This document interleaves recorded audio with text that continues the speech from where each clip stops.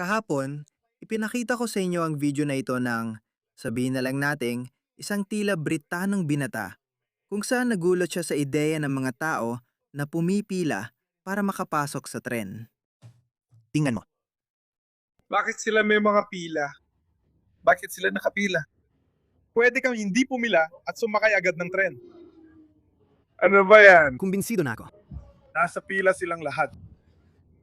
Pwede ka talagang dumiretso sa pinto, bro. Ano ba yan? Bakit yung lahat nakapila?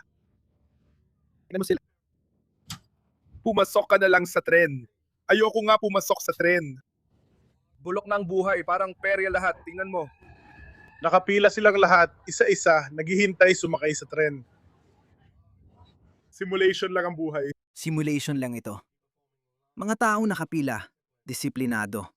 Pakiramdam niya parang sirko lang ang mga disiplinadong tao. Hindi niya maintindihan. Kaya nag-tweet ako nito at nag-viral ito. Kita mo naman 1.1 milyon na views sa loob lang ng wala pang 24 na oras. Hindi ko sure kung pwede kong basahin yung caption ko. Baka ikaw na lang magbasa. Mas malaya ako sa Twitter kasi di ko kailangan mag-alala sa suspension ng account. Mas malaya kang magsalita sa Twitter kumpara sa YouTube. Hindi ko alam pero nag-viral ang tweet na ito at magandang naging resulta. Ipakota ko sa iyo ang sinasabi ng iba. Sabi ng isa, pinakamasama yung akala mo tanga ang iba, pero ikaw pala ang pinakatanga. Totoo yan. Ang pagpila ay pinakamalinaw na pisikal na pagpapakita ng social contract at pagiging patas. Sistemang nakabatay sa respeto sa isa't isa ito. Hindi ito nauunawaan ng taong ito. Sila na naman? Oo, sila nga. Ito ang sibilisasyon. May mga taong hindi magiging maayos na bahagi ng komunidad. Ipinapakita ng video ang pagkakaiba ng dalawang pagpapalaki at kultura. Tama na, hanggang dito na lang. Pinapatunayan nito ang teorya natin mga pare, na kahit galing sa hindi maunlad na kultura, nadadala mo pa rin sila rito. Binibigyan mo sila ng mga pasilidad ng unang mundo. Binibigyan mo sila ng parehong edukasyon, parehong pagpapalaki. Binibigyan mo sila ng world-class na pasilidad ng unang mundo. Hindi pa rin nila bibitawan ang kanilang mga asal na pangkultura dahil ang mga asal ay inuhubog ng kultura sa loob ng maraming henerasyon. Ang ideyang pwede mong dalhin kahit sino mula saan man dahil pare-pareho lang tayo. Tapos magiging isa lang tayo dahil pareho ang paniniwala. Kalokohan yan. Ang multikulturalismo ay batay sa ideya na maaari kang kumuha ng tao kahit saan, bigyan ng parehong pagpapalaki at magiging magkapareho tayo. Pare-pareho tayong lahat. Malinaw na pumalpak ito sa Amerika, lalo na sa komunidad ng Aprikanong Amerikano. Malinaw na pumapalpak ito sa kanluran pagdating sa ibang kultura. Hindi ko iniisip na dapat tayong umiwas magsabi ng totoo ngayon.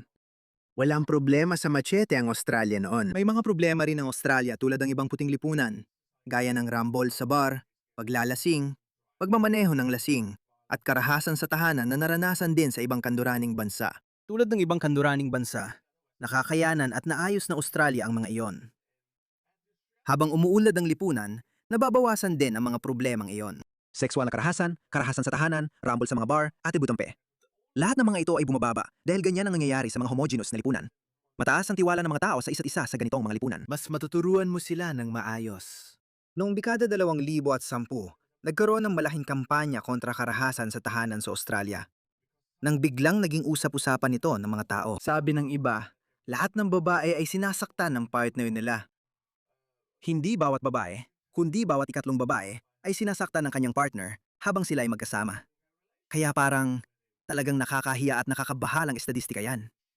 Kailangan natin gumawa ng aksyon tungkol dito. Kaya naglaan ng pamahalaan ng Australia ng 10-10 milyong dolyar para sa mga patalastas laban sa karahasan sa tahanan na maganda at sigurado akong nakakatulong. Sigurado akong naging epektibo ito dahil maraming tao nag-usap tungkol dito. Oo, hindi ganun dapat. Kasabay nito, tumatanggap tayo ng mga tao mula sa mga bansang may digmaan sa Aprika. Nabasa ko rin kahapon ang isang estadistika noong dekada 2010. Noong 2015, 4% lang ng lahat ng mga kabataang detenido ay may lahing Aprikano.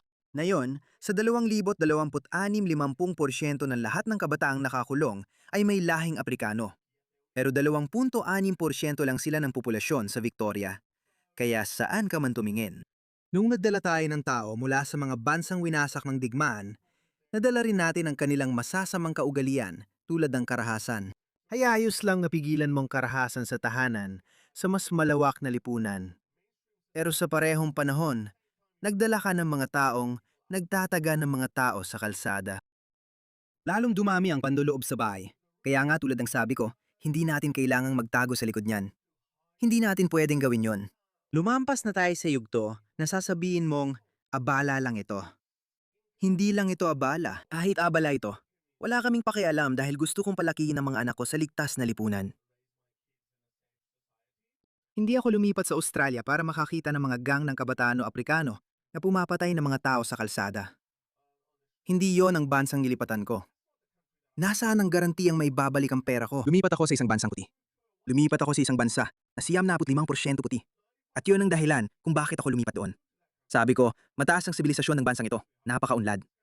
Ngayon, patuloy ninyong hinahaluan ang kultura nito. 88% puti na lang ngayon. Nakikita natin ang Britain, 70. 3% puti na lang. Ano na ang nangyayari sa UK? Tingnan mo rin ang Spain. Sige, ipapakita ko pa ang ilang video. Kailangan ko pa rin gawin ito sa'yo kahit parang paulit-ulit. Tingnan mo, ito ang Spain. Spain, bansang pinamumunuan ni Pedro Sanchez, ay nag-legalize ng 500,000 ilegal na migrante mula Sub-Saharan Africa, North Africa o Middle East. May dagdag na 1.2 milyon nag-apply sa permanent residency sa Spain, bukod sa kalahating milyon. Tingnan niyo ang naipasok nila mga kaibigan. Hindi ko maipapakita ang buong video, pero makukuha niyo pa rin ang mensahe. Tingnan mo ito. Ito. Itong taga-Hilagang Aprika, sa totoo lang, malamang hindi ito taga-Hilagang Aprika, pero nagsasalita siya ng Arabic. Nakipagtalo siya sa taong ito, na babae pala. At babanatan niya talaga siya. Tingnan mo ito at iyon, isang babaeng Kastila. Hindi ko alam. Baka woke siyang babae at kabilang sa kampo ng refugees are welcome. Siguro. Hindi ko alam. Baka ganyan pa rin siya pagkatapos kasi hindi mo talaga alam. Delikadong woke mind virus. Panurin natin. Di ako makapaniwala sa nakita ko! Di ako makapaniwala sa nakita ko!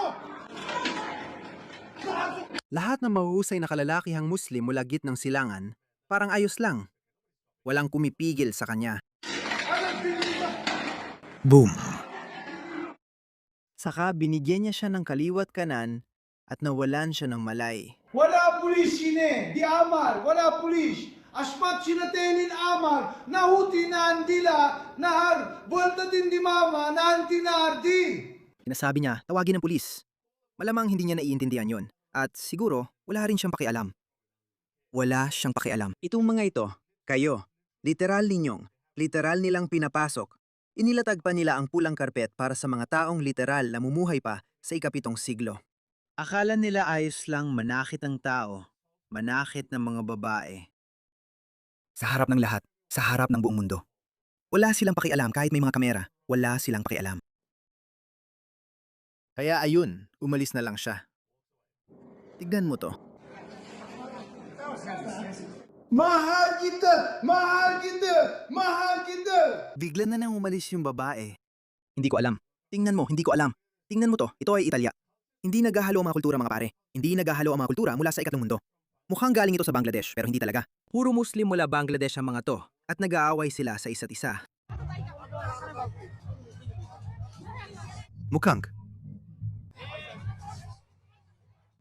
ito ay Bangladesh. Nakapanood na ako ng maraming video mula sa Pakistan at Bangladesh, kung saan madalas pinapatay ng mga tao ang iba. Mag-subscribe po sa channel. Kinan mo ito. Isipin mo na nagising ka. Dati itong isang magandang bayan sa kanayunan ng Italia. Isang araw nagising ka na lang at parang, wow, anong nangyari? Nasa Bangladesh ba ako? Ano to? Tingnan mo yan. Kahit walang nag-aaway ng mga tao, kahit ganon, nakakakilabot pa rin to. Nakakahiya talaga ang ginawa nila. Tingnan mo, ganito ang ginagawa nila. Ang ikawalong mananakop na Afghan, si Bilal Shinwari, ay kinasuhan ng mga gang rape sa mga bata at lumitaw na sa Norwich. Ayon kay Tommy, siya raw ang ikawalong Afghan na mananakop na kinasuhan. Hindi ko na alam umabilang at di ko na rin masundan.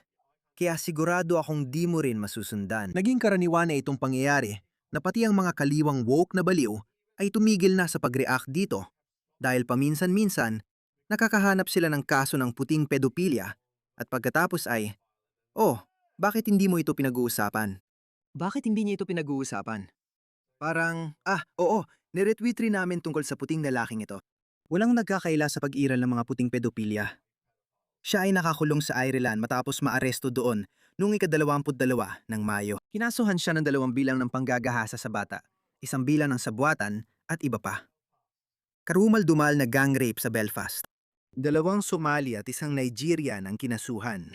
3 dayuhang nasyonal, Hassan Mahmud at Ada Muhammad, Abdirahman, Abdi Hakim at Ada Muhammad at Rotimi Adayomo. Di ko sure kung Muslim na pangalan yan pero di naman importante. 55 taong gulang na may dating kasaysayan ng karahasan, inakusahan ng brutal na panggagahasa sa isang babae mula Belfast sa NHMO. Sa isang HMO, sa mga hotel kung saan ginagastos ang pera ng taxpayers, pounds, para manatili sila roon. Ang mga dayuhan ay 6.8% lang ang populasyon ng Northern Ireland, ngunit 20% ng mga record ng pagkakakulong halip sa sexual offense. Maaring mas mataas pa ang totoong bilang kaysa naitala. Ngayon, tingnan mo ito. Ganito sila umasta nang dinala mo sila rito. Ganito sila umasta. At ang mga katutubo, sa sandaling ang isang katutubo. Kapag masama ang tingin ng katutubo sa pulis, inaaresto, binubugbog at inilalagay siya sa likod ng van. Mag-subscribe kayo sa channel! Kunin mo ang kamay mo! Kunin mo ang kamay mo! At tingnan mo kung gaano siya kabilis sumunod. Parang masunurin talaga. Inalis niya agad ang kamay niya. Pero hindi siya titigil sa sigaw. Paulit-ulit yang sinasabi, alisin ang kamay mo. Ako naman, ibinabalik ko ang police brutality. Yun lang ang masasabi ko. Mag-subscribe kayo sa channel! Alisin mo ang kamay mo! Inulit niya ito ng 4 na beses kahit di kailangan. Gagawin ko rin. Heto kamay ko. Malakas siya! Huwag mong gawin yan! Huwag mong gawin yan! Huwag mong gawin yan! Palestino ako, pare! Palestino ako, pare. Parang, ano bang ibig sabihin nun? Tignan mo siya. Bro, kung matapang ka talaga, hindi ka sana binobomba ng IDF. Bakit hindi mo ipakita ang tapang na yan sa IDF? Mahal ko ang IDF. Tara na, IDF. Hindi mo pa siya nakita, pare! Isa ako Palestino! Asif naman. Anong ibig sabihin nun? Mag-subscribe kayo sa channel! Nakatayo lang ako!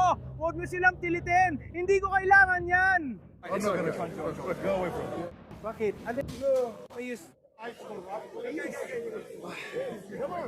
Why? Kung anong ginagawa niya! Oh, gusto ko na bumalis!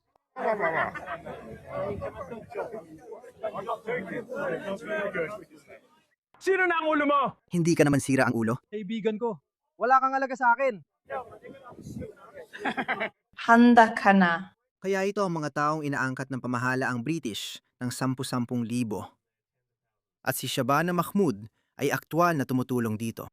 Ngayon, nagtatrabaho siya sa isang batas na magpapahintulot sa mga NGO na mag-sponsor ng mga refugee at maari nilang dalhin, maari nilang papasukin ang mga ito mula sa iba't ibang uri ng mapanganib na bansa, yung mga bansang alam na natin. Hindi sila madaling makisama sa lipunang kanluranin. Pwede silang dumating ng 10,000 libo at hindi titigil hanggat hindi pinipigilan. Sinigilan na nila ang papigil sa ilegal na migrasyon at papadiliin pa ang papasok ng libu-libong tao sa bansa.